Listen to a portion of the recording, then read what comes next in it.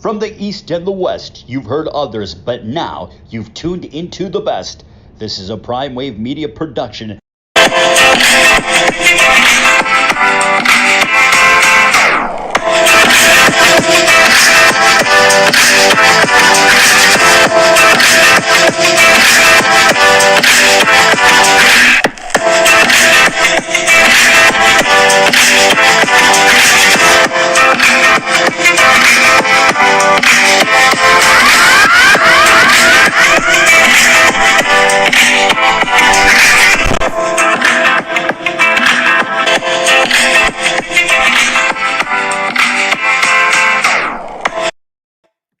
What's up, world? It's the one and only Pop DiBiase, the Primetime Capper, and this is the premier sports betting show, the Primetime Angles Live.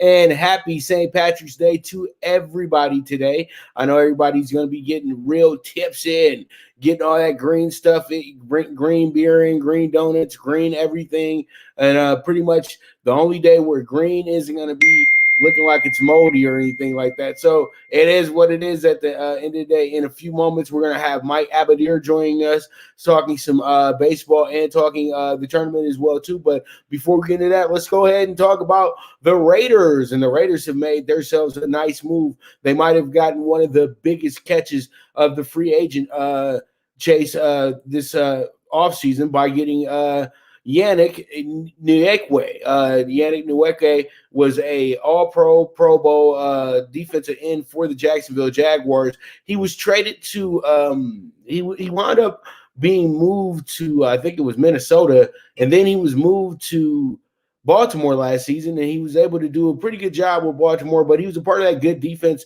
a few years back with this Jacksonville group that was able to get to the AFC Championship game. So, you know, he's bringing a lot of experience to the table, and he's bringing the Raiders a pass rusher that they desperately need as well, too. So this is a big move by the Raiders, but another big move made by the Raiders was cutting Pro Bowl center Rodney Hudson. Rodney Hudson is was one of the better centers, one of the better offensive linemen over the last decade or so, and the Raiders have decided to move on, but we all know why the Raiders are moving on, because the price is too high at this moment. And, you know, they probably had their eyes set on the replacement in the draft, and that's how it goes, man, in the NFL. But I know a lot of people are chirping about this move because they feel like some type of link to Hudson, but, you know, it's a business at the end of the day.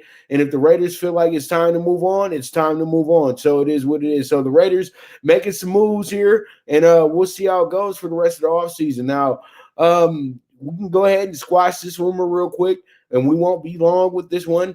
This is going to be the Seahawks. They're not going to be trading Russell Wilson at any time. So pretty much you guys get that dream is out of the loop pretty much, and Russ is not being traded to anybody. And to me, the Seahawks are making the correct decision. You know, squash it now so people can just get over the fact that he won't be leaving the Northwest. Because the thing is, he has created a great brand for himself with the Seahawks. He's putting himself in the community, all that good stuff.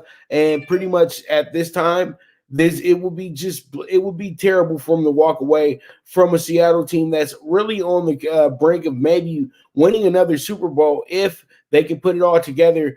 But I know one thing, though, Pete Carroll is going to have to listen to his players, especially his star players, when they want to have some input, because they're the ones out there on the field. They're the ones out there sacrificing their careers and everything like that. So let them get a little bit of input, and I think that this will be worked out internally by the Seahawks moving forward like they always do. And if it's not worked out internally, then there will be movement. It's that simple, but I think it will be worked out very quickly, very easily, and we can just go from there with that. And so pretty much, once again, Russell is not getting traded out of Seattle. So I know a lot of people had their hopes up in places like Chicago and Vegas and Dallas, but it's not going to happen, y'all. It's not going to happen. All right, so let's go ahead and talk about the player of the night last night, Dame Lillard. Dame Lillard did his thing last night. He scored 50 points, dropped 10 assists, and also had 6 rebounds last night. So he had himself an incredible game last night, and pretty much Dame Dollar has to be considered one of the top 5 players in the league. And I'm talking about, when I say top 5 players, I'm talking about guys that it should be considered for the MVP trophy at the end of the year. But we all know Dame Lillard is playing more of a game where it's like, well, you're going to let him get his 40 shots up, so why not get 50 points out the deal? You know what I mean? So pretty much at the end of the day, he won't win an MVP simply because his team doesn't win. His team just doesn't win enough games, and they're not impressive enough. And I would love to see them have an open mind about the MVP in the NBA, but it's just not happening at all. You know, they have their mind made up, and it's 3 names that they have on the list that are going to be the names that they're going to be talking about all year. It's going to be Embiid, Durant, and LeBron. And I know KD hasn't played as much as he should, but he's still going to be considered for the MVP as well, too, at the end of the year, and James Harden as well. So, you know, there's just other guys who just win in the league, and that's something that Dame Lillard just doesn't do consistently. So at the end of the day, it's great to see a great scoring show, but all in all, though, you know, this is only going to go so far, and it's only going to last so long. So good for Dame Lillard last night, 50 points, 10 assists, 6 rebounds. I think this is the 3rd time we've made him the player of the night as well, too. So, hey, you know what? You got to give props where props are due. So congratulations once again, Dame Lillard, player of the night last night. All right, so the state of the Lakers have went ahead and scored 255 points in the last 2 games. It's absolutely incredible right now what they're doing. And I think that pretty much when it comes down to it, we have ourselves a Laker team that has been rejuvenated by the All-Star break, because pretty much they were playing very bad basketball, probably their worst basketball of the season going into the All-Star break. They had dropped 5 out of 6, and then, you know, they just weren't looking good at all. They lost to the Kings in Sacramento in a game they should have won, and they come back. They had a little bit of a struggle against Indiana on Friday night, but they've really been able to shake the rust off fairly quickly, and they were able to get a big blowout Monday night in San Francisco and then come back the next night at Staples. But I will say this, the Wolves were no slouch last night. Do not let the final score fool you at all. What happened in this game last night was the Lakers got challenged a bit by this group, and this group was really up for it, but LeBron just was too much last night. LeBron had the triple-double, and Harold is taking those 80 points right now. He understands. I think that LeBron whispered in his ear and said, I need more than 12, 14 points from you. I need about 25, 26, 27. I need you to get those 80 points for me, where however which way you can get it, stay in that box. And Trez is probably the most fouled player on the Lakers right now as well, too. But he had a hell of a game last night and a great game Monday night as well, too. So now we don't have to worry about who the second scorer is right now. It's going to be Trez. And you know what? Schroeder's been playing really good basketball on both ends as well, too. So that's what was very helpful. And then when you got KCP scoring, that's a bonus to me, because KCP is going to play defense. But when you have KCP out there hitting threes, getting layups, getting and ones, all that good stuff, it's a bonus, because KCP is supposed to be so much better. We all expected KCP to come to LA and, you know, break out, you know, kind of be like how Cedric Ceballos was when he came to the Lakers. Cedric Ceballos was a real good player on the Suns, but when he came to the Lakers, he became an all-star. And I kind of was getting that feeling that we could do the same thing with Schroeder, and I'm feeling like we can still do that. So pretty much, let's see how it goes. Let's see how it shakes out, and pretty much the good things to come with the Lakers, and just keep on moving, baby. That's all I can say. And they still are 3rd seed in the Western Conference, but the Lakers will fix that. The Lakers will be the 2nd or 1st seed, but when it's all said and done, and I believe that they will win the Pacific Division as well, too. So there it is. There it is. Lakers win last night, 137-121, and that is the state of the Lakers. Now, let me go ahead and bring in our Wednesday correspondent, the man himself, NFL sports agent, sports radio aficionado, and man, oh man, my man, that guy, Mike Abadir. Pop. What's going on, Mike? What's good, my man? I'm great. It's Wednesday. Happy St. Patty's Day to you and everything like that. Yes. I don't see you got your green on, I think, right? Yes, I have my green on. I didn't want to get pitched today, so that's why I have my green on. You got making sure that, you know, I go with the day. because that used to be the worst, being in elementary school and things like that. Yes. Everybody wants to pinch you because you wasn't wearing green. And then it would always be that person, I'm wearing green. They put a little piece of leaf on them or something, or a piece of green paper or something. Yeah, kind of cheap mode. Yeah, just being cheap about it. So, it was always a big deal. So hopefully everything works out for you. Well, too bad LA still shut down. This is a big bar night, but we all know our bars in the LA area are not going to be popping like that. But if you live in Orange County, you're fine. I found that out the other day. When a young lady I know, she's at work, and I'm not going to say, and pretty much is out. I don't want to really say where she works at, but one of those clubs that I like to encounter at were actually open in Orange County. So, that was pretty cool to see as well, too. So we'll be back in a minute. Yeah, no doubt, man. I mean, look, I don't want to get necessarily too political, but it's just kind of funny to me how it kind of lines up perfectly. You're open or you're not open, depending on the politics of the region. Right. You know. So, and when I look at things like that, politics aside, right, I look and see Florida and Texas have done really well, man. Their death rates are not, any higher than the states that went totally control freak mode, like California or New York, etc. And so it kind of makes me wonder, like, who got it right? When you compare the charts, I don't know, man. It seems like we screwed over a lot of school children and businesses. And people say, well, life's more important than business. Well, not if it ends your life. There's a lot of suicides, unfortunately. God rest their souls. A lot of depression, a lot of marital issues.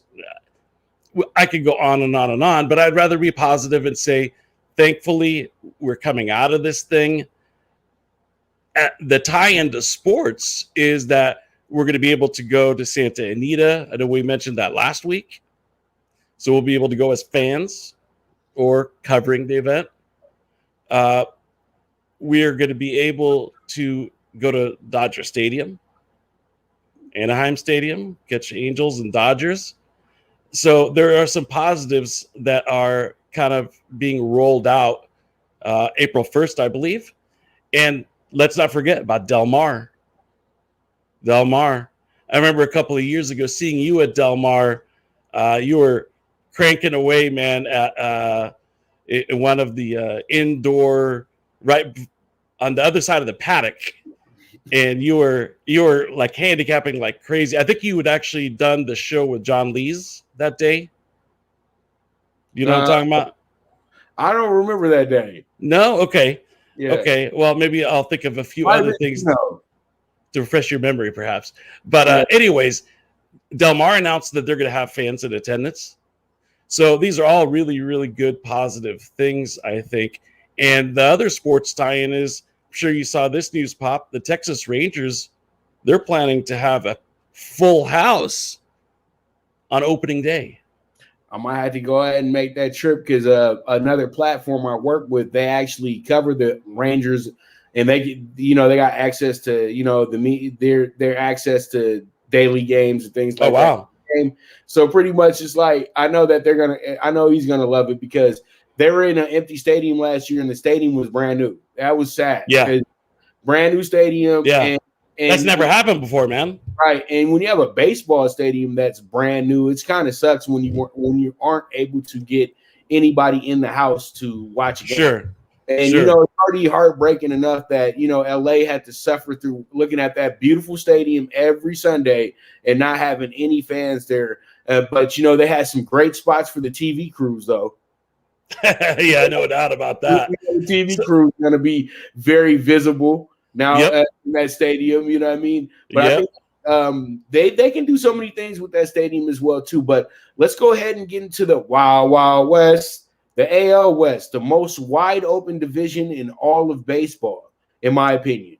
I think it's but we're gonna only talk about one team here, the team that's been the landlord somewhat the last few years. Even though they didn't win the division last year, they did. You know, they pretty much ran the table in the playoffs, and they were a game away from being back in the World Series. So the Houston Astros, let's take a look at them. 2021 Houston Astros. What are your thoughts on them, real quick? I'm prepared for baseball today. I got my there you go, my chewing tobacco, right? You know, so I'm in that mode right now, thinking of baseball. Kodiak cutting this man a check too. Kodiak, if you're listening, Wintergreen, you guys can send me a couple logs for the advertisement. Mucho appreciated. You know, here's the thing about the Astros that's very interesting. And on my show, Gino and I had some very, very intense debates. I mean, we you know, it was take the shirts off, gloves, duke it out kind of about the whole Astros situation about the same time a year ago. Right. About the sign stealing and all that. And so it'll be interesting now to see what the fan response is, because that was delayed for a year. Right? We didn't get the fan response to the Astros situation. All the booing, right? Because when the news came out, it was like right before COVID. So the other thing that's interesting about that, Pop, is Dusty Baker. In my opinion, I love Dusty. I like Dusty as a player. I love him as a manager. Is there a team he has not taken to the playoffs? Giants, Cubs, Cincinnati Reds, Astros, Washington Nationals. Am I forgetting any teams? You mentioned the Cubs, right? Mentioned the Cubs, yeah. All right, I think that's pretty much every team he took to the playoffs. Is there another baseball manager who's taken 6 teams to the playoffs? I don't know, man. Yeah, I think Dusty's in a league of his own when it comes to that. Yeah, man. And, you know, he's been to the playoffs a lot without that coveted championship ring. Maybe pulled Russ Ortiz out a little too early against the Angels in 2002. But I think he did a fantastic job last year, Pop, because that was a really tough situation to walk into. You had a hugely popular and successful manager at AJ Hinch, who was given his walking papers, even though he wasn't involved in the sign stealing scandal at all. He didn't have any knowledge of it. Not only did he not roll it out, but he didn't even know about it. This was Cora, who I love, and I'm glad he's back with the Red Sox. He served his penalty. Glad to see him back. But Dusty had to come in and pretty much had maybe a fraction of spring training, and then come in July and take his team, like you mentioned, a game away from the World Series. Yeah, and it looked like they were going to make the World Series as well, too, because it was funny how much everybody hated the Astros during the season, but the Astros were absolutely darlings in the betting pool, with bettors when it came to the playoffs, because you know what time it is. It didn't matter what their record was coming in. You knew that the Astros were going to perform at a high level. They were able to spend almost a whole decade collecting assets, and when I say assets, that means prospects, that means first round picks, big time trades that brought in more prospects and more people, and learning how to manage your system, and being one of the first people that were very high on analyticals as well too. Mm-hmm. That's one thing there's a lot of things that work into the Astros success, and I think that they've kind of got pretty much Milli Vanilli since the situation with the sign stealing. But Mike, real quick, let me give you an example of how bad the Dodgers are in that situation. The Dodgers didn't get that wasn't the first time the Dodgers had signs stolen in a game. When the Cardinals, remember the playoff game when the Cardinals were down 7 runs and you have Kershaw on the mound having one of the best games he's ever pitched in his life, and then all of a sudden he gave up 5 runs. You know that the Cardinals were sign stealing in that game. Chris Carpenter was putrid, and they laughed in the dugout about it. They said, if you can't catch on to it, then it ain't our bad. And nobody made a big deal about it. And I even brought it up in a board, and they said, you know what? That's just blasphemy. It doesn't matter if you're stealing signs, because if you can't catch them and if you can't make the adjustment, oh well, you're gonna lose. Oh well. And then when the Astros win a World Series, the way that they won a World Series, now it becomes a big deal. But the Astros had a whole structure with it. They had a guy sitting in the outfield hitting the buzzer. You got somebody in the dugout. They were a little bit extreme and extra, but sign stealing, my point is, has been going on since the game started. And that's what people have to understand. And that's why I felt like the penalties were way too harsh. And this is coming from a Dodger fan. I think you make some really valid points. I wasn't sure which direction you were going to take this, Pop, because I know you're a Dodger fan. And I thought you were taking it one way, which was the Geno. What's that? But I was a baseball player too. And same here. That's where I picked up this, by the way. But come on, you get to second base. Your boy over there, we got our own little communication on what's happening. Here's the thing, Pop. And like I said, I wasn't sure which way you were going to go with it, but I'm glad you took it the direction that you did, because we're going to meet, and not even halfway, we're going to meet all the way there. Here's the thing. The problem wasn't necessarily that there was sign stealing. The problem was the mechanism used to deliver the stolen signs. Right. They were using electronic devices, and that's not allowed.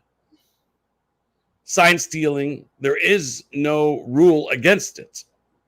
So it's kind of an interesting situation that baseball has on its hands, because when there's the intersection of sign stealing with using a faster, more efficient mechanism for delivering the information, then you really have to look at, should we make sign stealing illegal at all? I mean, just completely illegal and ban it? Or should we just go ahead, if we're going to allow sign stealing, let's also allow electronic devices? But it's kind of an inconsistency inherent within that situation, right? So it's like, I can steal signs, but I can't do it this way. Right. Right. And so that's the issue. That's the problem. So let's take it back. Like you said, sign stealing has been happening over and over and over again since the beginning of time, since the beginning of baseball. So when people say the Astros cheated their way to the World Series or the Dodgers got gypped, I don't really buy that, because I'm sure they've stolen signs too. If your issue is, well, it was with an electronic device. Come on, man. Really? I mean, so if they stole that same sign but used gestures, right? That would have been satisfactory to Dodger fans. It would have been the same result. Right. Because, you know what, baseball is unpredictable. You don't know if it's going to be a home run hit on that 100-mile-per-hour fastball down the middle. And one last thing, and let's just talk about predictions and things with the team. Yep. We got a full show of a lot of things to talk about. So pretty much, let's just go back into the past. The greatest moment in Giants-Dodgers history back in New York, the shot heard all around the world, that was sign stealing in itself right there. They had a guy right there in the outfield, and he had a clicker and all that good stuff as well too, and he caught the pitch at the right time. So Dodger fans, like I've said before, you've been a victim of sign stealing for a very long time. Well, I'm going to piggyback on that really, really quickly, Pop, because they say that there was actually a very, very famous sign stealing situation probably about 20 or 30 years before that. When Babe Ruth called his shot, they say he was able to do so because he was able to get the signs. So he knew what was coming. And he's like, if I get that fastball down the pipe, I'm hitting a home run. I'm calling my shot. See? Hey, so let's get into the team. Let's get into the team here because we still got Altuve, leadoff man. He's going to be a spark plug for everything they do. He had a down year last year, right? Huh? He had a little bit of a down year last year. Yeah, just a little bit. But you know what? He didn't have a full season. No. If you give him 100 more games, I think that he goes back and plays at the right level. I don't think he was somebody that the science didn't affect him. I think that the pitching matchups affected him somewhat because they learned how to go at him. So I think that pretty much Altuve, with his average and the way that he, as fast as he is, he's going to be a spark plug for this team once again going into this season. So I think that he can be somebody he's going to be right there as another MVP candidate and everything of that nature. And Jose Altuve will be exciting. But if the Astros are to struggle, he'll be one of the people that they have on the trade block as well too. I think that the Astros are going to be in two places. If they play well, they're going to keep this team intact. But if they are playing bad baseball like they were most of last year, pretty much they took advantage of being in a bad division. And that's what pretty much got them into the playoffs, in my opinion. So I would say that all in all, if they are to struggle, which I feel like they are, they're going to give up a couple of their jewels, either Bregman, Altuve, or Carrera. And real quick, let's look at Carrera's numbers as well. Carrera should be an absolute monster next season as well, too. And when you look at their 2-3-4, that's one of the best in baseball. But the pitching is the thing that I criticize now. They do have they did add Odorizzi, and they still got Zach Greinke, who's on the downslide of his career, but still a really good pitcher. And I think that the pitching really fell off from the last few seasons. And if they can't get the pitching the way that it was before, then they're going to struggle mightily this season. Your thoughts real quick on the Astros. Do we know the status of Justin Verlander? Is he out for the whole season? I didn't even see him on the projected lineup, so I'm guessing that he will be done for the year. But you know, these guys, they'll bring him in halfway through the season. But from right now, they don't even have him in the starting rotation from what I saw in the projected lineups and things of that nature. So I think that would be a huge lift for this team, especially if he's able to come, August or September down the stretch run. I packed it in, by the way, for this conversation, so I'm ready to rock and roll here. Look, you were talking about their lineup: Altuve, Bregman, Carlos Correa, Michael Brantley, Yordan Alvarez, Yuli Gurriel. These guys could all rake, man. And they're professional hitters. They can hit for average. They can draw a walk. They're not big strikeout guys. Even Correa, for having a lot of pop in his bat, he's able to manage the strikeout situation. They've got a little bit of team speed, especially at the top of the order with Altuve. But I agree with you. I think the pitching staff is, I don't know. McCullers is not bad. Jose Urquidy is not bad. Maybe their best pitcher is Josh James. He is fantastic. I love that kid. He's really, really good. He's nasty, but he's a reliever. So he's not going to give you a ton of innings, although I believe he was a starter in the minors and can give you some long relief if necessary. I think the big question mark, though, Pop, is their closer, Ryan Presley. This guy, I believe, let me pull it up. He had a decent year last year. I don't know. I think when you have a 3.43 ERA and a 1.33 WHIP as a closer, that tells me that you're either giving up a lot of hits or issuing a lot of walks. And that's heart attack city for poor Dusty Baker in the 9th inning. It's not a formula for success. So I know he was tied for 4th in the National League in saves, but it wasn't because he was great. So I guess this puts them probably 2nd, 3rd in the division, in my opinion. I think the Mariners and the Rangers are at the bottom. I think the Angels have invested enough that we should see an improvement. And the Oakland A's are the best team with unheard of lineups, maybe in all of sports. So to me, I see this division as being,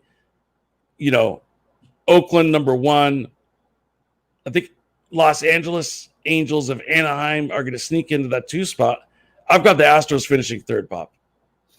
All right.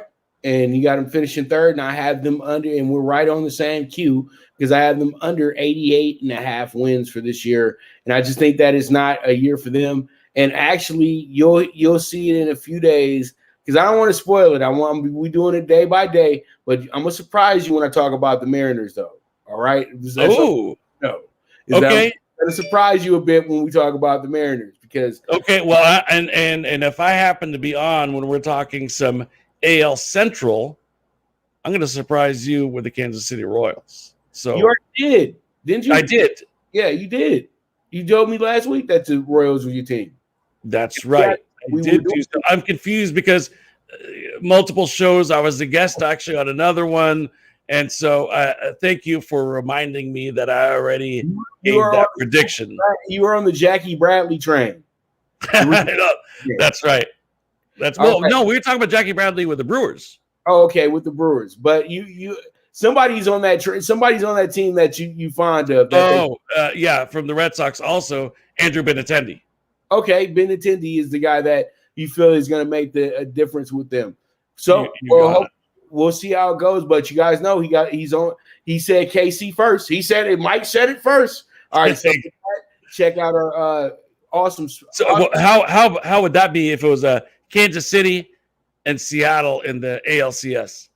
Oh God, that would be fun. That would be a whole lot. That would be very colorful. That'd be some of the best colors that you can have. We'd be cashing in some big time tickets. I'll tell you that much. I know that's for a fact, Jack. All right, so real quick, we gotta go to a quick commercial break. But before that, HatClub.com, you guys check them out. You guys can go ahead and get the 10% off on any order that's $50 or better. Once again, 10% off on any order that's $50 or better at HatClub.com.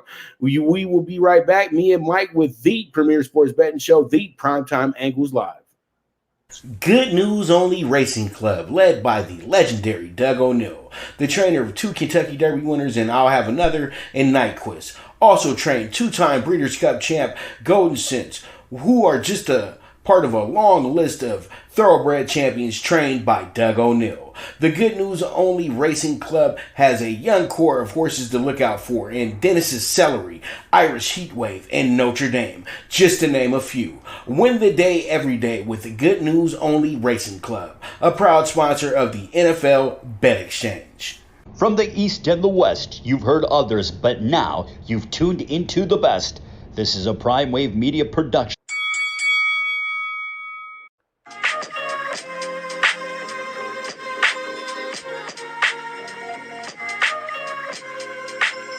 Tune into Big Wave Boxing every week with a brand new guest with the one and only Pop DiBiase, the Primetime Capper, getting the best boxing stories, best boxing angles, and the truth when it all comes down to the sweet science.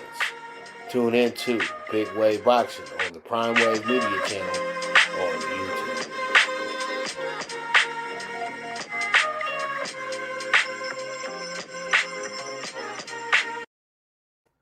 All right, we're back, and it's time to talk the tournament. This is where I make my bones at, Mike. So I hope you're ready, dog, because we talked a lot about some baseball, but it's all about the CBB hoops, baby. So no doubt about it, man. Can I make a quick announcement?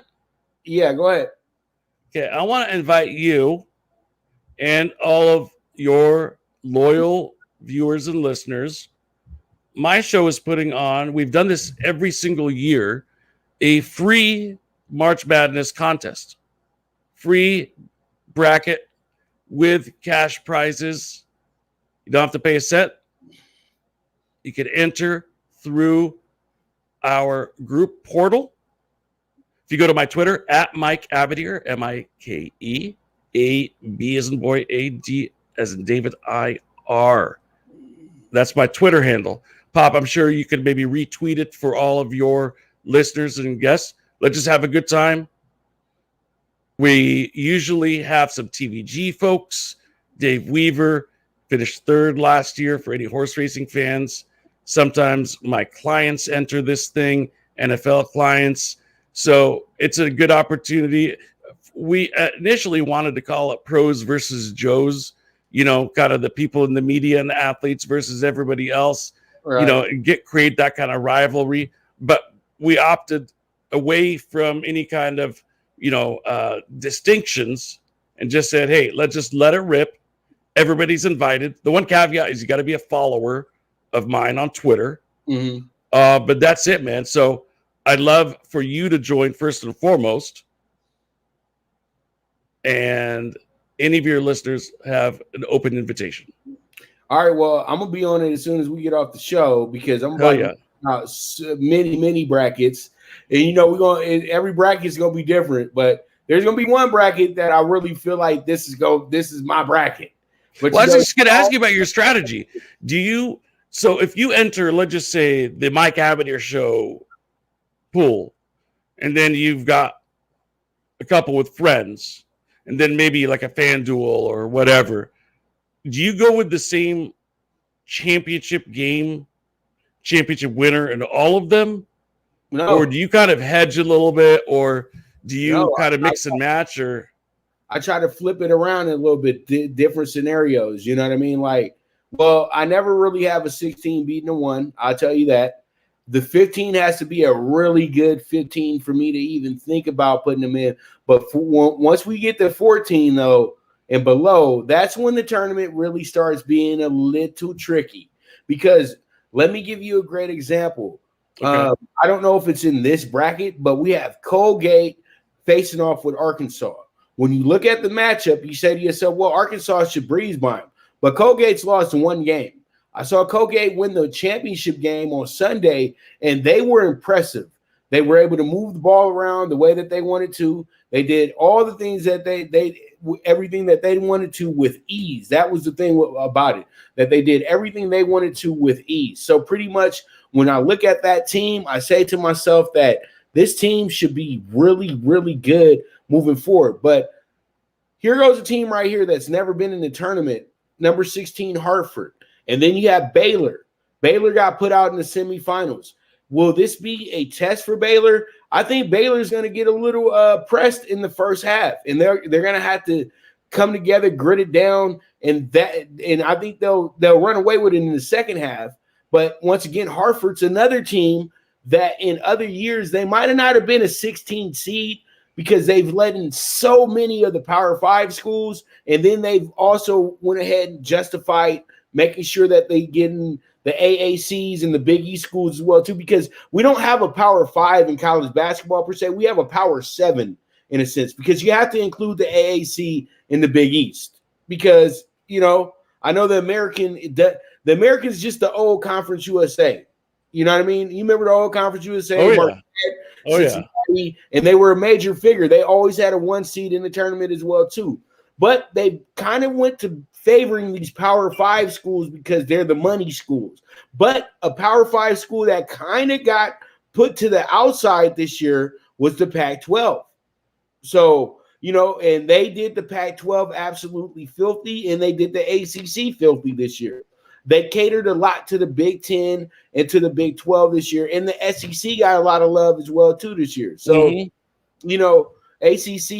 Pac-12, they were kind of on the outside looking in, and you don't want to deal with those teams in the tournament because they already have a chip on their shoulder. But real quick, what are your thoughts on the Baylor-Hartford game real quick? Let me tell you something, and I'm going to take a step back for a quick second before I get into this game. I'm going to give your audience something to think about if you're looking for a long shot or an upset special. What I recommend doing is this, and it takes some homework to do this, but let's just say you have a team from the SEC as an example, or the ACC, or any of the bigger conferences, okay? And then they're facing a team, you mentioned Colgate, Hartford. In the years past, we've seen like Belmont and Cornell and Harvard. Look to see if the underdog utilizes a defensive strategy that isn't used in one of the power conferences. That's typically when we see a lot of upsets pop, right? That's why you'll see a Harvard, upsetting a team, or a Cornell, or a Belmont, or any of these teams over the years, because they go up against big bad, conference champion from the ACC, or a team with 2 losses, from the Big Ten or something like that. And now all of a sudden they're going up against a team that uses some really funky press, type of defense that they've not seen all year long. And that's when you see a lot of mistakes being made, Pop. A lot of mistakes by the favorite. And the longer the game goes on with the underdog hanging in there, the more they believe, but more than that, the more the pressure gets on the favorite. And they start throwing the ball out of bounds, right? Bad passes, taking too many shots, when not having a, they're not set. You see that a lot in the tourney. Missed layups even. The pressure just gets to them, man. So that's what I would look for. Unfortunately, I don't think that we're going to find it here in the Baylor-Hartford matchup. I think Baylor is just too strong, man.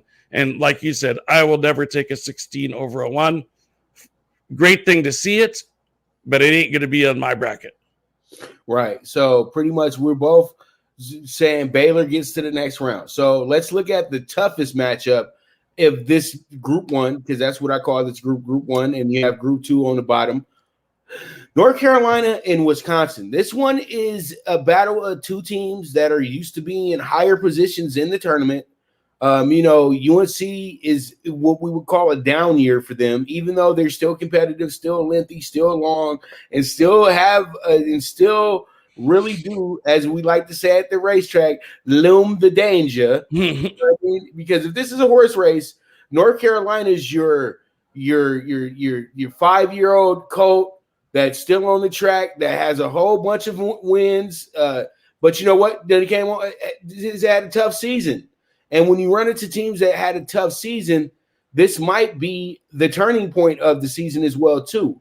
I really favor North Carolina a lot in this game because Wisconsin really struggled all throughout the year. And it wasn't fun to watch. They were a team that had a lot of ups and downs. They had a lot of bad losses this year as well, too. They were in a tough Big Ten. Yes, the conference play was much tougher. But I would say this, though. North Carolina has the players to get them to the Final Four. And I think that North Carolina comes out victorious in this spot as well, too. What are your thoughts? I'm taking North Carolina for this simple reason. When you look at the losses that Wisconsin had, they were 17-12 this year, okay? Not a great record when you're talking about, dominant teams in college basketball. When you look at their losses, though, and you don't see this very often, but they really got whipped. I mean, they got it handed to them by their own conference mates. They lost to Michigan twice, lost to Illinois twice, lost to Iowa 3 times, right? And then you also lost to Purdue. They split against Maryland. They got crushed by Ohio State. I guess their good win is against Loyola of Chicago. I know not every team that I mentioned is in their conference. They lost to Purdue. There's not very many good wins there, man. Right. Where is a good win? Well, I'm not seeing it. So almost by default, yeah, you're right. This isn't North Carolina's best team, but they are getting kind of hot. They won 4 out of their last 6 games, and they had good wins over Florida State and Virginia Tech. So, and they're a good defensive team, strong in the interior. Yeah, I think this team moves on. Yeah, and North Carolina, I think if they would have been able to beat Florida State, they wouldn't have been beat by Georgia Tech. They would have whooped Georgia Tech in the final game because they would have had the same type of momentum Georgetown had, remembering who you are, remembering who your history of the conference, and you just pretty much just the Super Saiyan power just comes among you. You know what I mean? That's how I felt what happened with Georgetown Saturday is that, they had already had their tough games. Crichton was nothing but a snack to them when they got to him on Saturday night. It's the one who was nervous. Georgetown had already got the nerves out. But let's go ahead, jump into our 5-12 game and Winthrop and Villanova. This is the one game that you say to yourself, this is a head scratcher. You're definitely going to probably take Winthrop on the spread, but you would say, okay, but I got Villanova advancing, but Villanova has some key injuries right now, too, that could affect this game mightily. So, you know what? This one, to me, is a toss-up all in all. It's going to come down to coaching and who wants it more in the end. All I know is that I feel like a close game is coming because when you lose one game on the season, you're not just going to get blown out by 25 points and call it a night. You know what I mean? I think Winthrop is going to bring everything, including the kitchen sink, and Villanova's better be on alert because they could be going home very early. Thoughts on this game? I think you addressed it, man. I think that was well said. Winthrop, by the way, has a 6'7" guard who's one of their team leaders. Kind of interesting. 6'7" guard. Mm-hmm. I think Villanova is just too strong, and I want to take some 12s to beat some 5s because it happens every year. But they haven't. Winthrop didn't face the top 25 team all year, and that concerns me. Also, I don't know how much weight you give the BPI rankings, but Villanova's BPI rank is 7, obviously a top 10 type of rank, but Winthrop's is 85. So they really haven't been tested. And I don't think they passed this test. Maybe right. Winthrop keeps it close in the spread, but Villanova gets the W. All right. Well, I expect a close game, and I agree. I think Villanova walks on, but they're not going to be somebody I'll be like, okay, I'm throwing them on my parlay. Because now we're going to have the 12-team parlays for the opening round of the tournament, Mike. You know that. So pretty much I call those lotto tickets. So, pretty much they're insane, but, they can hit if you put them all together the correct way. And you know what I like doing, by the way? I like money lining like maybe 3 or 4 teams, not the minus 1400s, but maybe like, a 260, a 280 that I'm pretty confident is going to win. Right. With some of these point spread teams, because that could kick up your parlay. So right. I used to before maybe put together like a 3 or 4 teamer, right? And then I realized, man, if I just put in 2 more teams, even if it's just on the money line and not the point spread, because of the parlays, you could mix and match. Right. That could really kick up the payoffs in a big, big way. Right. Right. And that's what I try to do for everybody when I put out those tickets. Because I could put out an easy ticket that's 10-1 and will hit for you. But what's the fun in that? You know what I mean? Why don't we go for the jugglers? Because I'm a track guy, and you see 40-1, and we hit 40-1 at the track, we might leave, like right there on the spot if you put enough money on it. You know what I mean? So pretty much, absolutely, that's my track thinking. You know what I mean? Why not? you know, the odds are still better than the lotto. We're not going to the track to play 8 to 5s all day. Right.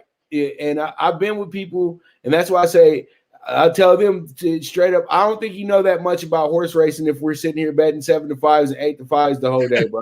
I think that you've been reading the cheat sheet way too much, and you have to I should not the cheat sheet, the tout sheet, and you have to understand that these guys are gambling just like you.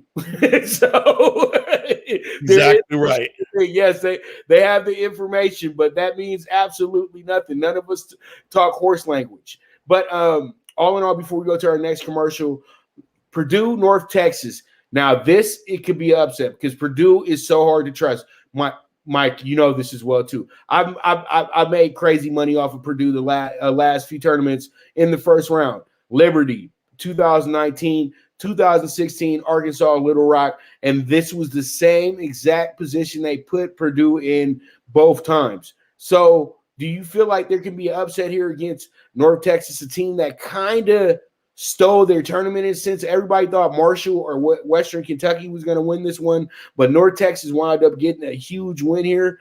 But this Conference USA has performed well over the last few years in the first round of this tournament as well, too. So what are your thoughts real quick on Purdue and North Texas? Yeah, very fascinating matchup because North Texas has a really good defense. That's their strength. And Purdue, I just looked this up, they have the tallest roster in the Big Ten. And so they are going to be a rebounding machine against an undersized North Texas. But North Texas defense, I think, is really going to limit Purdue. I agree with you. I think this is a potential upset special. The main thing, though, that concerns me is that Purdue played 10 top 25 teams. 10. Mm-hmm. That's a lot of them. And they split. They were 5-5, but North Texas only played 1. Now, they have a closer BPI rank convergence than the last matchup when I brought it up in the Villanova matchup where it was 7 against 85. Here it's 26 versus 68. Yeah, that's a margin, but it's not nearly as drastic as the other one. I think North Texas keeps it close, but Purdue, because of the rebounding prowess and their tall roster, I think they're going to get the W. Yeah, all it is with Purdue, if they don't go to sleep, they should win this game by 10. But if they go to sleep, it's going to maybe be an overtime, toss it up. We don't know who's going to win the game because that's the main problem with Purdue. They fall asleep. Mm-hmm. And if they don't fall asleep this time around, they should be good to go. All right, so we're going to come back with our second group. And before that, let's go ahead and talk about StaceyAdams.com. Mike, there's a nice pair of loafers there. So if I win your contest, you guys can just go ahead and send me a pair of loafers. Use that code. There you go. And 10% off. And you guys, StaceyAdams.com. Get you sharp, get you looking good. Make sure that you hit that link that's sitting in the show description, and you guys will be able to get your 10% off on any $75 order or better. Me and Mike will be right back with the Group 2 of this South bracket. So you guys stay tuned to the premier sports betting show, the Primetime Angles. The VTECH app, where social media meets sports betting. Get the latest line movements in all major sports. Track your daily bets, daily contests, the NFL over-under contest that pays out $10K in cash prizes. This is a cutting-edge app that helps betting be easy. Sign up with the reference code POPDBIC and you will be able to watch my daily show, The Primetime Angles, as a resource to building that bankroll. VTECH is available in your Apple or Google Store on your iOS or Android. The social sports betting app, VTECH.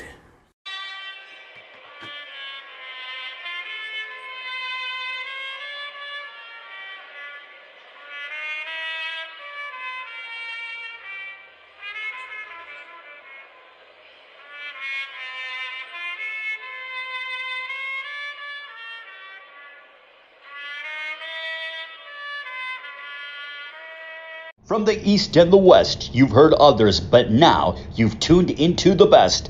This is a Prime Wave Media production.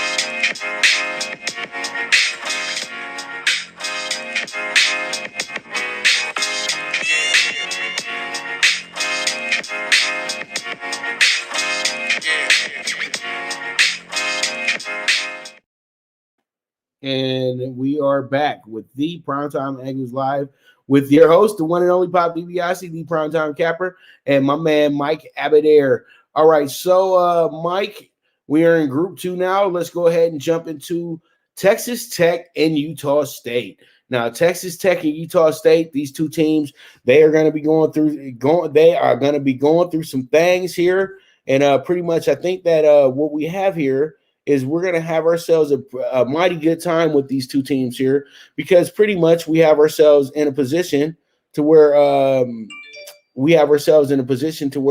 we can go ahead and just say, look, it's a toss-up. We don't know what we're going to do from here. And best team wins. So it's a 50-50 split in my opinion. But I really do think what happens here, though, Texas Tech, with the way that they've played this year, they should be it shouldn't be a factor at all with them winning this game, in my opinion. I think it's one of those games where you get a little excited about it when you see the matchup, but I think that Texas Tech will definitely overwhelm Utah State here. I think that this is going to be a resounding win, and I think Texas Tech, since they already have the experience from the last time out and almost winning a national championship, they were fingertips away from winning a national championship. And I think that they're going to have that same moxie. I don't know if they still have players from that group that are there, but they still have the coach there. So I think that Texas Tech will wind up being a big winner here in their opening game. What are your thoughts? Yeah, coaching is very important. Chris Beard is, poised to make another run at the Final Four, perhaps. Mm-hmm. This is an upset special for me, man. I'm taking Utah State to upset Texas Tech. Don't mean to break your heart, Pop, but here's the thing. I said it was 50-50. Yeah, I mean, look, man, I like Utah State's wins. 2 out of 3 against a very tough San Diego State team. 2 out of 3 against Colorado State. They had some bad losses against like Boise, and they got hammered by VCU, but they played BYU super close. I think that this team is not going to be scared of Texas Tech, and I think that's very important from the perspective of confidence as the game goes on, as they're able to outpace Texas Tech, I believe. So, this is upset special for me, man. I feel you. Hey, you know what? Now, as I said before we jumped into the game, it's a 50-50 matchup. And when we get to the brackets, this will be one that will be a split bag between everybody that's participating. And I think just because simply the seeding in itself, 11-6. I remember one year, before we move on to our next game, Siena was an 11 seed, Purdue was a 6 seed, and Siena absolutely crushed them as an 11 seed. I've seen an 11 seed win by 30, 40 points. So there is no surprise to me when it comes down to the 6-11, the 7-10, the 8-9. I don't consider those upsets anymore. I consider those just these are filler games in the tournament. The upsets to me are when the 2s and the 3s lose and the 4s lose. Not even 5-12 is a big upset to me anymore. But pretty much because, if you're in those top 4 seeds, you know what I mean? So you're supposed to advance. You're ranked. You know what I mean? So pretty much if you're not there at the end, that just pretty much means that your team was, a regular season team, but not a tournament team.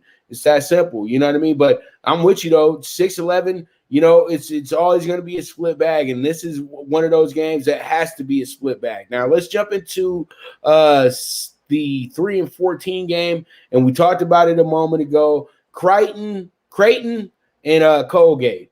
And this right here could be the monster upset because you have an Arkansas team that hasn't been in the tournament in years, but they are bringing somewhat of a good moment with them a little bit, because we can all remember back in 1994 when they had the season of seasons and went ahead and won the national championship that year. And we're one of the more dominant teams you'll ever see on a basketball court that season as well, too.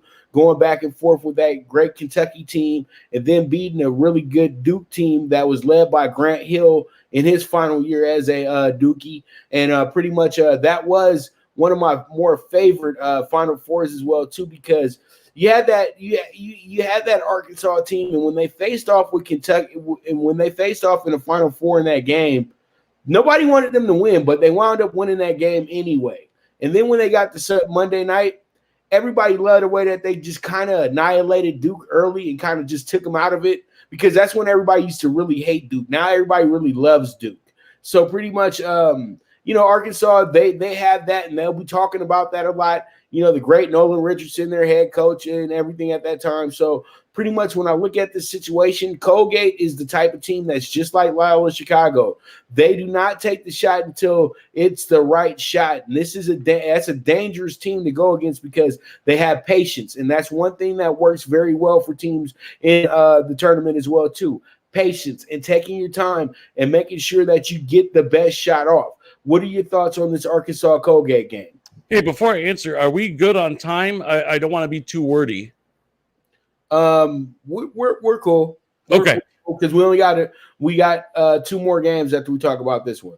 Okay, very good. So, look, you make some very compelling points, but I'm going to give you some counterpoints as to why I'm taking Arkansas.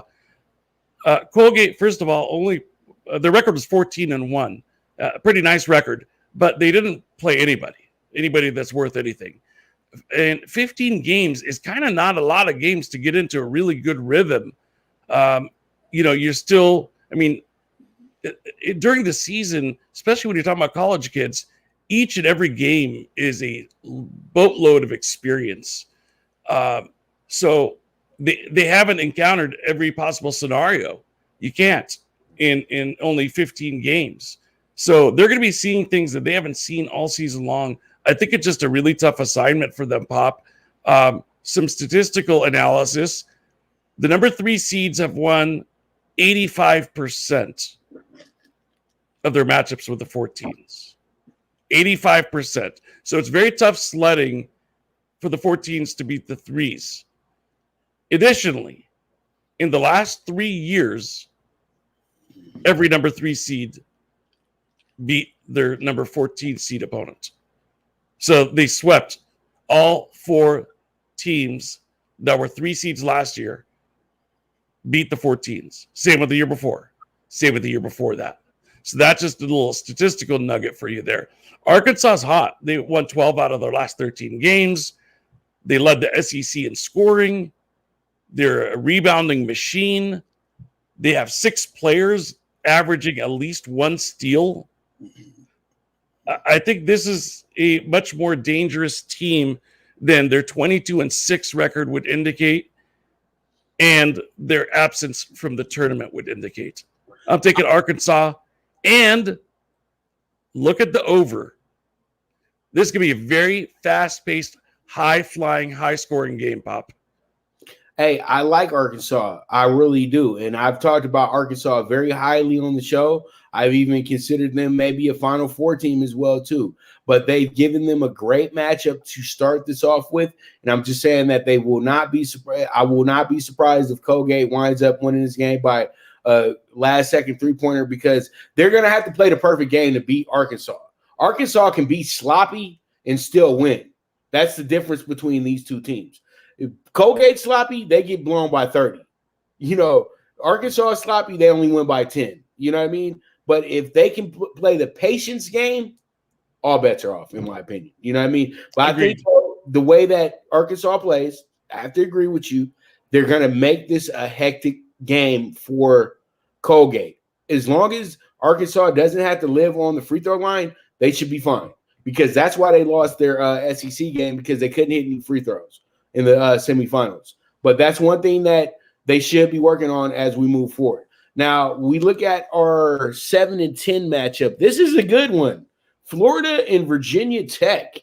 Now, Virginia Tech, I kind of thought that they were going to be an NIT team, but I think what they had to do, they had to go ahead and they had to show the ACC some love. You know what I mean? So pretty much, What's up, DJ Yannick? Shout out to the UK right now. I just had to go ahead and do that. Thank you, sir. One of our Twitch followers. So I just had to go ahead and shout out the UK real quick. But all in all, though, you know, pretty much, you know, if you comment on the show, I'll put it on the show, baby. I'll put it on the show. Nice. All right. Just wait till we get calling, Mike. Yeah, there you go.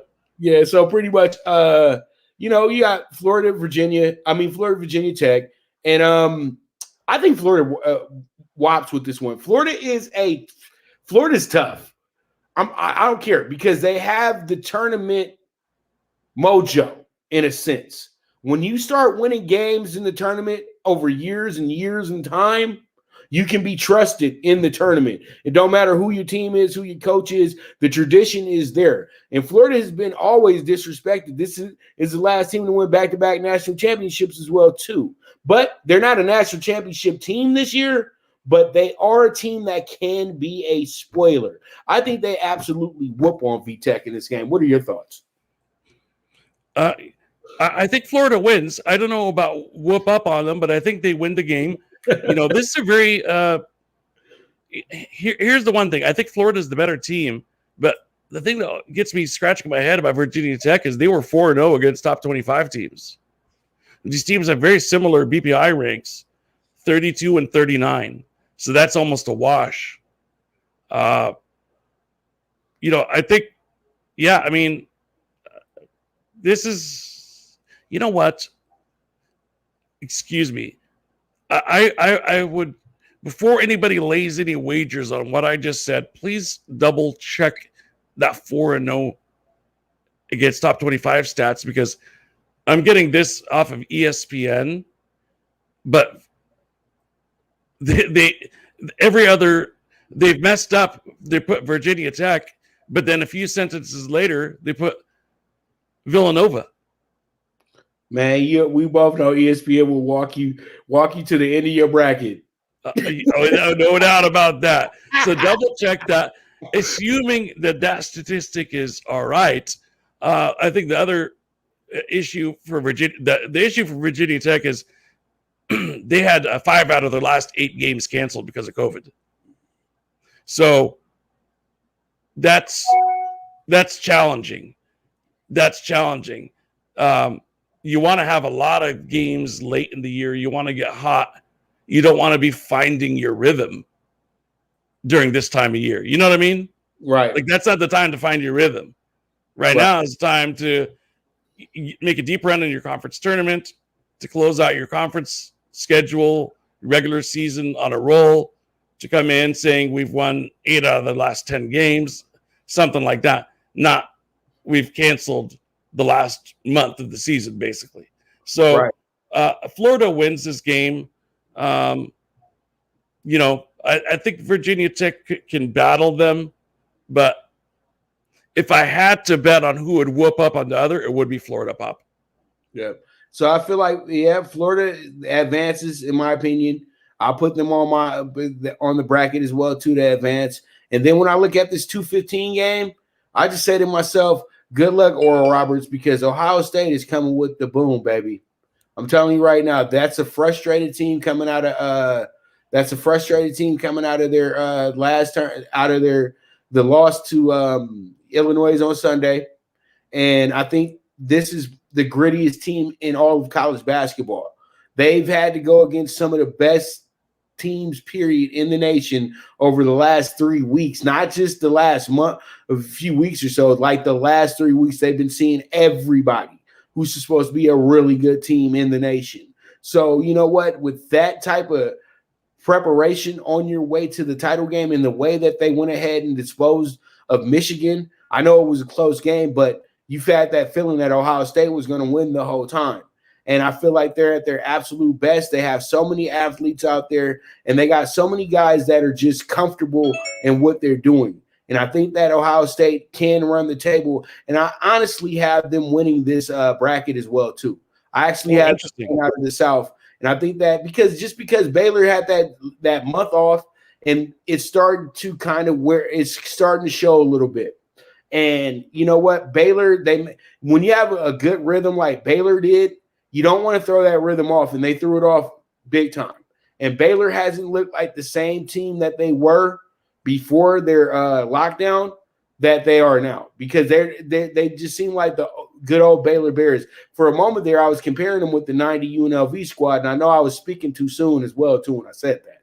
But still, they got the physicality part down. Real quick, what are your thoughts on the Oral Roberts Ohio State game? Ohio State crushes them. Oral Roberts has one of the worst BPIs in the whole tournament. They're ranked 155 versus 10 for Ohio State. Ohio State is a superior team. They're exactly what I talked about in terms of the hot team. They weren't very good.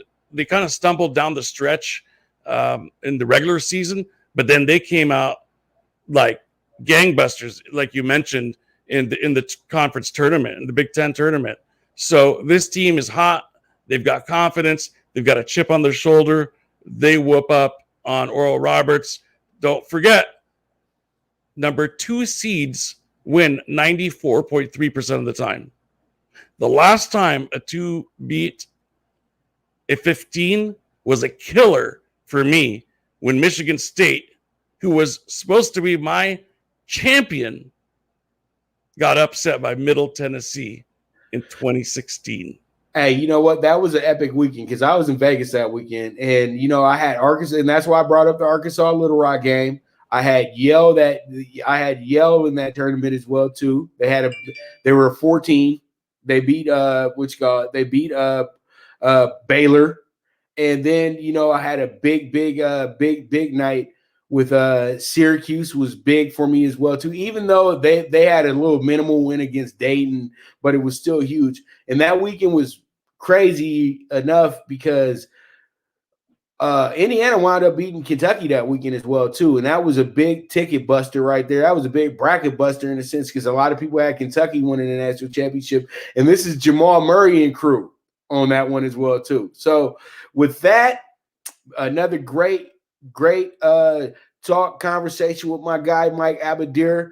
Always the best, man. I think highly of you, brother, and I hopefully I can talk some more baseball and everything like that on your show very soon, and we'll have you back next week on Wednesday if you have time for us. And it's always having you here with this, man. And we gonna keep rocking and rolling, and we're gonna keep this movement moving, man.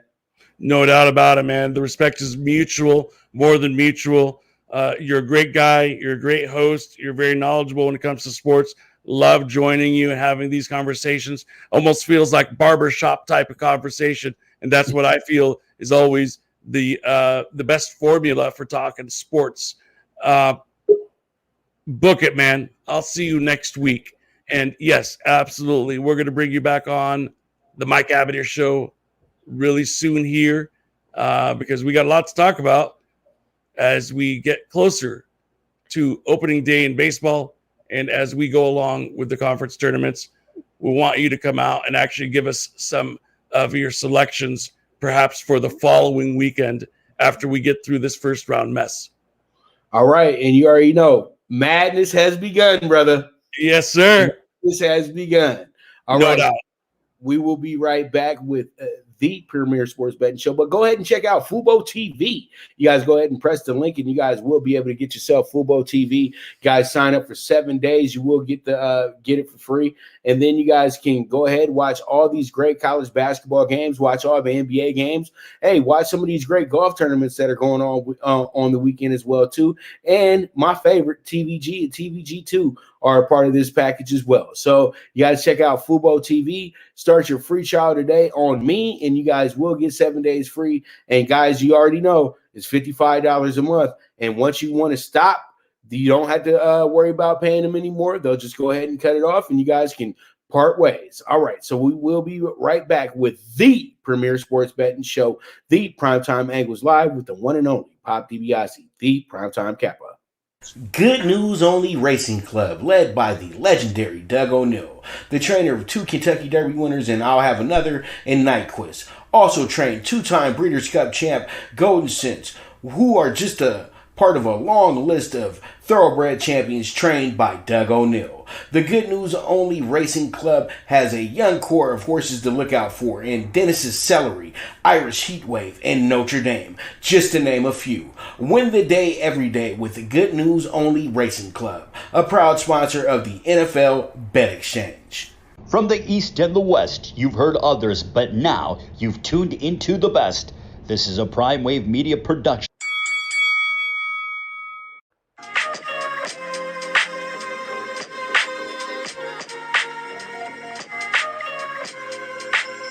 Tune into Big Wave Boxing every week with a brand new guest with the one and only Pop DiBiase, the PrimeTime Capper, getting the best boxing stories, best boxing angles, and the truth when it all comes down to the sweet science.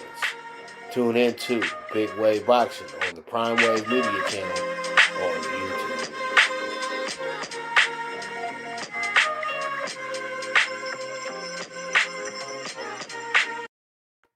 All right, let's jump into it, and it's that time for the NBA Wednesday preview. And up first, we have ourselves with the Bucks and 76ers preview. We got the Bucks and 76ers coming into this one, and these guys are going to be this is going to be a really good game going on tonight. Pretty much from what I can see here, we have a Bucks team that's 25-14 on the year, while you have the 76ers who are 28-12. The Bucks are 4-1 in the month of March, 9-1 in their last 10. The 76ers are 6-0 in the month of March, 8-2 in their last 10. So this is a very good matchup that's going on tonight. And I think that all of us should be on the lookout for this one to be a possible playoff matchup as well, too. So I look forward to it. And you guys just have to know the reason why the Bucks are a 6-point favorite is because you don't have Embiid for the 76ers tonight. And I think Ben Simmons is a game time decision, or he's not in either. And then we have a 233.5 over under as well, too. So it looks like they think there's going to be some scoring done tonight as well, too. And it seems like the Bucks have been scoring a lot of points lately. So we'll see how it shakes out, and we'll just move from there. All right, so up next is going to be the Spurs and the Bulls. Spurs coming into this game, and they are playing some pretty good basketball at this point. And Spurs actually are 5-5 in their last 10, but they've dropped their last 4 out of 7 games as well. And they're 20-16 on the season. You got the Bulls, who have 2 wins in a row, but they're 3-3 in the month of March. And they're 6-4 in their last 10 as well, too. So when you look at this matchup, you have a Bulls team that's slightly favored, and then you have an over-under of 221.5 here. I think that this game will be more of a scoreboard watching game, but we will see how we will have to see how it shakes out and everything like that. But this is one of the better games of the night in the NBA that most won't be talking about. So Spurs at the Bulls, let's see how it goes. All right, we move on, and we got the Hornets at the Nuggets, and we got 2 really hot teams matching up tonight. You have a Hornets team that's won 4 out of 5 here in the month of March to start the month, and they've won their last 7 out of 10 games as well, too. And then you have a Nuggets team that's actually won their last 5 out of 6, and they've won their last 7 out of 10 games as well. Hornets coming in 2018, second place in the Southeast, and 6th seed in the Eastern Conference playoffs. While Denver's going through the motions, trying to get back to the top of the Northwest Division, but they're going to have some tough sledding there with Utah running the way that they have. But, you know, pretty much it is what it is at the end of the day. So there it is with that. So we move forward to our next game, and our next game is going to be this. It's going to be the Heat and the Grizzlies. The Heat and the Grizzlies are going to have themselves a really good one as well, too, tonight. And from what I can see here, you got a Heat team that's 22-18, and you have a Grizzlies squad that's 17-19.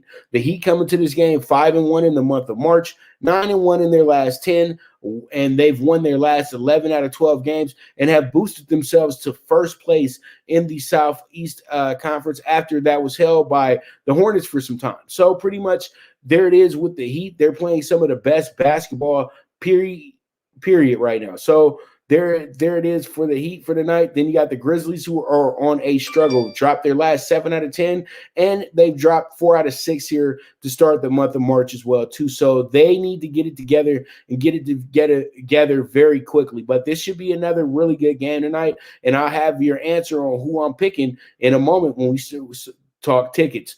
But we will finish up with a game I did preview the other night, but they're playing each other again, and that's going to be the Clippers and the Mavericks. Tonight, the Mavericks coming as a 2-point favorite, over under a 226 tonight. The Mavericks are 20-18, while the Clippers are 26-15 coming into this game. The Clippers are actually dropped 3 out of 5 here in March, and they've dropped their last 6 out of 10 in their last 10 games as well. And then you have a Mavs team that's actually won their last 4 out of 6, and they've actually went ahead and won their last 7 out of 10 as well too. So they are the hotter team, and you do need to expect that there should be a split here. So let's see what we're talking about when we say talking tickets.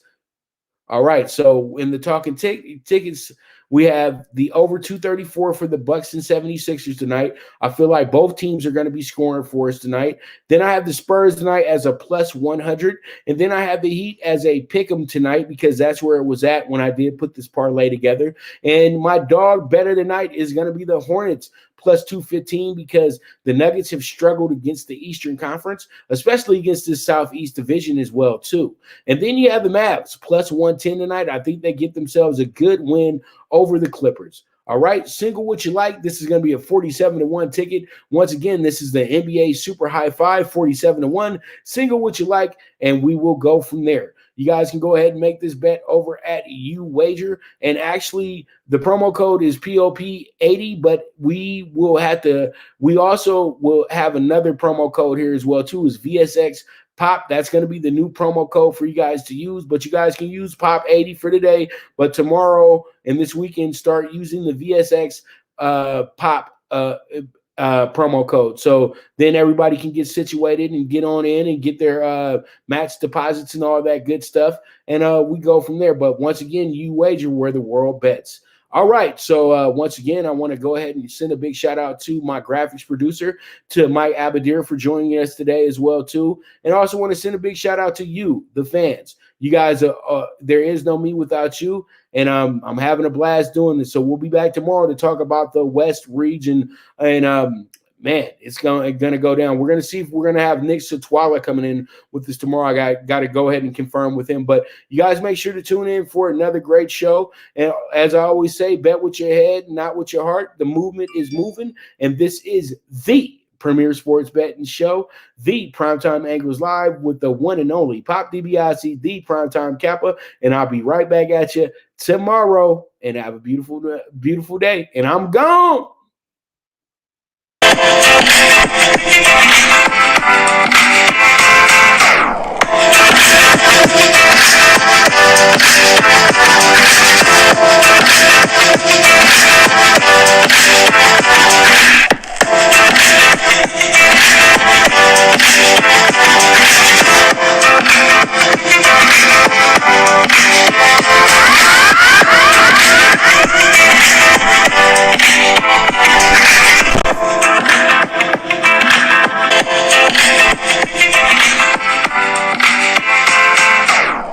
From the East and the West, you've heard others, but now you've tuned into the best.